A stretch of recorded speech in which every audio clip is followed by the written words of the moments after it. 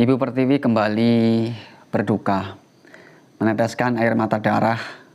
Tragedi demi tragedi terus saja terjadi di negeri tercinta kita ini, di mana semua diakibatkan oleh kearoganan dan kesewenang-wenangan para penegak hukum di negeri ini ataupun pejabat di negeri ini, yang mereka difasilitasi oleh uang rakyat, oleh jerih payah masyarakat.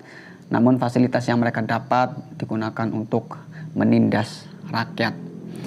Kita warga masyarakat sangat-sangat berbelasungkawa dan berduka cita yang sedalam-dalamnya atas gugurnya pahlawan demokrasi, pahlawan keluarga, yaitu almarhum Afan Kurniawan. Semoga beliau benar-benar mendapatkan tempat yang layak di sisi Tuhan atas apa yang telah beliau perjuangkan.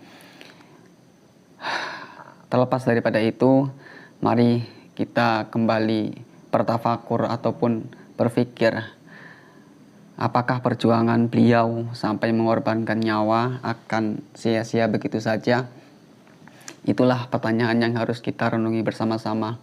Apakah perjuangan beliau yang sampai mengorbankan nyawa bisa membangkitkan semangat kita untuk terus menyuarakan hak-hak masyarakat, terus menyuarakan keadilan, terus melawan kesewenang-wenangan dan kebiadaban orang-orang yang kita anggap sebagai panutan, tapi justru semakin menjerumuskan kita ke dalam liang lahat, liang keterpurukan. Itulah hal yang perlu kita pikirkan sekarang. Apakah kita terus akan diam dan seakan-akan abai dengan urusan yang kita anggap bukan urusan kita, padahal itu adalah urusan yang sangat urgen bagi kita semua sebagai suatu bangsa, sebagai suatu negara.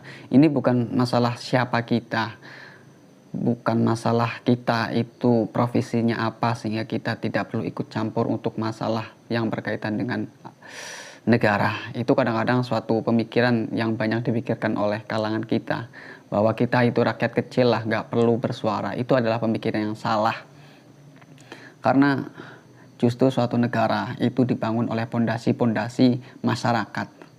Itulah hal yang penting tapi terlupakan dan diabaikan oleh masyarakat kita kebanyakan.